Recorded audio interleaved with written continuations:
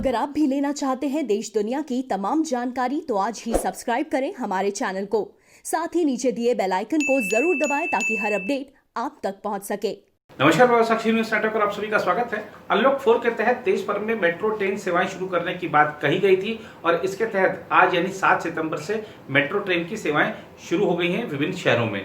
खासतौर पर आपको लिए चलते हैं दिल्ली मेट्रो। आप देखिए कि दिल्ली मेट्रो के स्टेशनों के बाहर बड़ी संख्या में पुलिस बल को भी तैनात किया गया ताकि एकदम से भीड़ ना आ जाए और मेट्रो स्टेशन हो, मेट्रो ट्रेन हो, हर जगह इस बात का ध्यान रखा जा रहा है कि सोशल डिस्टेंसिंग के नियम का पालन हो। इसके अलावा जो भी एसओपीज जारी की गई हैं उन सबका पालन कराया जाए। आपको दिखाते हैं कि आज जब मेट्रो ट्रेनों का संचालन शुरू हुआ तो किस प्रकार से एहतियात बरती जा रही थी। मेट्रो ट्रेन में जब कोचों में यात्री बैठे हुए हैं तो कितनी दूरी पर बैठे हुए हैं। इसके अलावा आपको दिखाएंगे कि पुलिस के जो अधिकारी हैं वो क्या कह रहे हैं और खास तौर पे मेट्रो ट्रेन के जो अधिकारी हैं, दिल्ली मेट्रो रेल कॉरपोरेशन के जो अधिकारी हैं, उन्होंने आज यात्रियों के साथ बातचीत भी की, मेट्रो ट्रेन में सफर भी किया। उसके बाद उन्होंने क्या कहा ये भी आपको दिखाएंगे। आइए आपको लिए चलते हैं दिल्ली मेट्रो के सफर पे।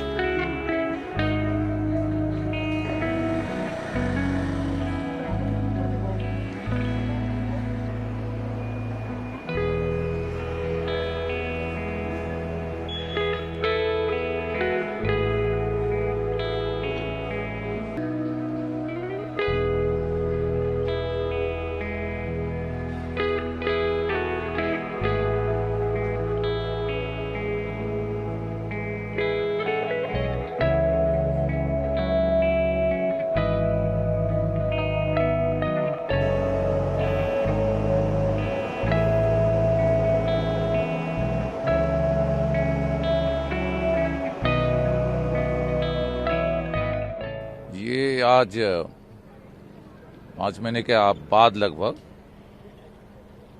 32 मेट्रो स्टेशंस पे डीएमआरसी ने मेट्रो चलाने का एक बहुत बड़ा कदम उठाया है और हम लोगों ने हर मेट्रो स्टेशंस पे, जैसा आप देख रहे हैं पीछे, अपना पुलिस का अरेंजमेंट लगाया हुआ है। हम लोग यहाँ पे सोशल डिस्टेंसिंग और बाकी बातों का अवेयरनेस करेंगे कि भाई मास्क लगे हों, सोशल डिस्टेंसिंग हो, लोग बहुत ज़्यादा क्राउडेड ना हो, जहाँ पर ज़रूरत होगी वहाँ ना समझाएंगे और कानून का भी पालन करवाएंगे। और इस प्रकार से निश्चित रूप से ये एक बहुत बड़ी सुविधा दिल्ली वासियों को मिलेगी और हमारे लिए भी एक चैलेंज का विषय था और निश्चित रूप से बहुत अच्छा जाएगा।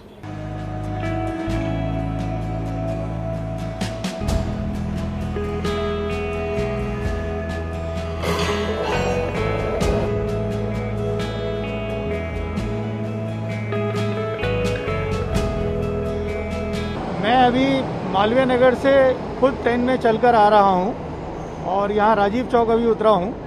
रास्ते में मैंने कई पैसेंजर से भी इंटरेक्शन किया और सारी व्यवस्था का जायजा लिया।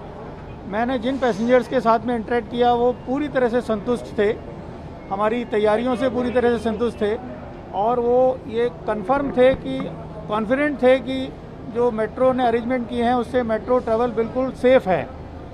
ये बहुत बड़ी चीज़ है कि पैसेंजर्स हमारे सिस्टम के लिए कॉन्फिडेंट हैं कि यहाँ पर ट्रैवल करना बिल्कुल सेफ़ है।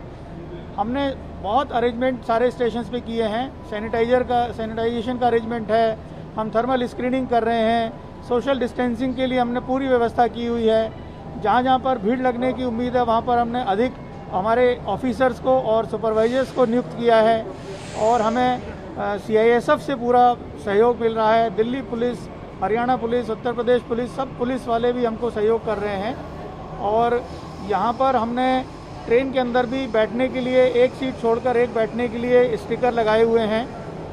ज़मीन पर भी हमने स्टिकर लगा रहे हैं कि थोड़ी डिस्टेंस, 1 मीटर की डिस्टेंस कम से कम मेंटेन करके पैसेंजर्स बैठें। तो मैं समझता हूँ कि हमारे पैसेंजर्स हमारी व्यवस्थाओं से काफ़ी संतुष्ट हैं। टोकन्स को हमने अपने वेबसाइट से और अपने मीडिया के थ्रू पूरा प्रचार किया था कि टोकन हम अलाउ नहीं करेंगे क्योंकि टोकन के थ्रू कोरोना वायरस ट्रैवल कर सकता है, ये सेफ़ नहीं है। तो हमने आम जनता की सेफ्टी के लिए ये डिसीजन लिया कि हम टोकन्स अलाउ नहीं करेंगे। हमारे पास में sufficient cards, smart cards available हैं। पैसेंजर्स को हमने सलाह दी है कि वो कार्ड खरीदें और कार्ड से ट्रैवल करें। और कार्ड को रिचार्ज करने के लिए भी हमने कैश को पूरी तरह से बंद किया हुआ है। फिल्म अभिनेता सुशांत सिंह राजपूत के मित्र होने का दावा करने वाले फिल्म मेकर संदीप सिंह ने सीबीआई को क्या बताया है, आइए आपको बताते हैं। और साथ ही संदीप सिंह ने किस तरीके से निशाना साधा है उन लोगों पर जो कि संदीप सिंह को संदिग्ध करार दे रहे हैं। आइए देखते हैं क्या कह रहे हैं संदीप सिंह।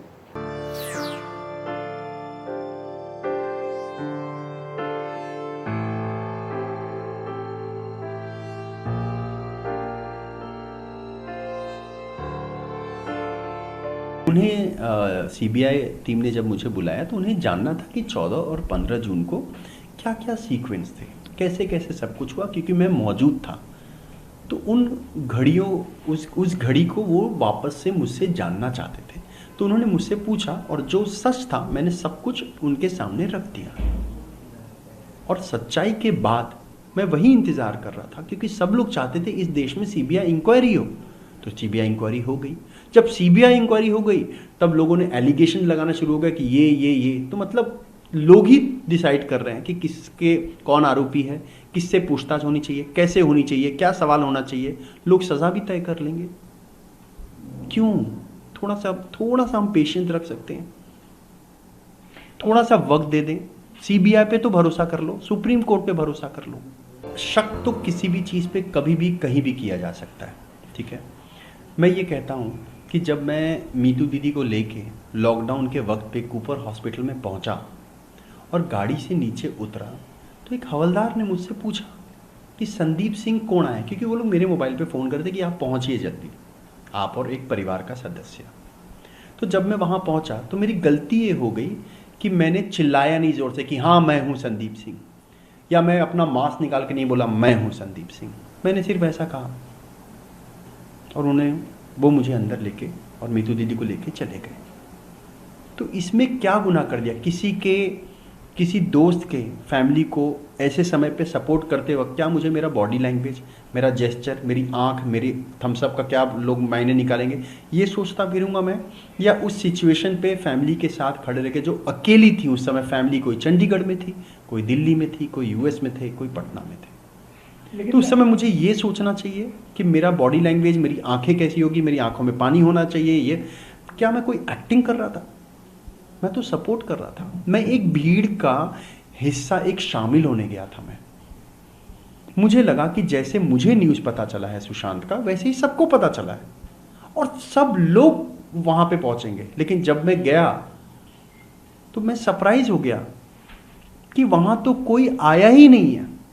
जिन लोगों ने एलिगेशंस मुझ पे लगाए हैं, मैं उनसे पूछता हूं कि जो एलिगेशंस आप इस वक्त लगा रहे हैं, आप उस वक्त सुशांत के घर या फ्यूनरल पे क्यों नहीं पहुंचे या हॉस्पिटल क्यों नहीं पहुंचे? अब आपको ले चलते हैं हिमाचल प्रदेश। पहाड़ी राज्य में गाड़ी चलाना काफी दुश्वार होता है। अगर आप एक्सपर्ट नहीं हैं तो हादसा भी हो सकता है, बहुत संभल कर ड्राइविंग करनी पड़ती है। अब आप देखिए कि हिमाचल जो राज्य परिवहन निगम ने एक महिला को बस ड्राइवर नियुक्त किया है। सीमा ठाकुर नाम की ये महिला, आप देखिए कि किस तरीके से बस चला रही हैं और जो सवारी हैं वो भी इनकी तारीफ कर रही हैं। और आपको खास तौर पर बता दें कि जो हिमाचल राज्य परिवहन निगम है उसके 8,813 कर्मचारियों में ये इकलौती महिला ड्राइवर हैं। तो आइए आपको दिखाते हैं कि किस तरीके से ड्राइविंग करती हैं, लोग इनके बारे में क्या कह रहे हैं और खुद इनका क्या कहना है।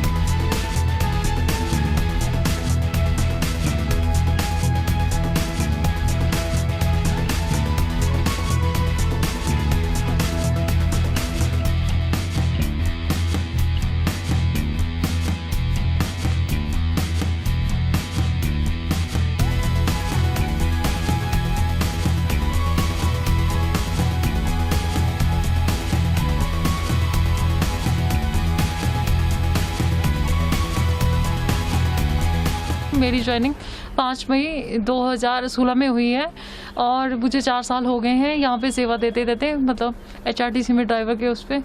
तो अभी भी मैं कोरोना टाइम, जैसे आजकल आपको पता ही है जो चल रहा है, उसमें भी हम ड्यूटी कर रहे हैं।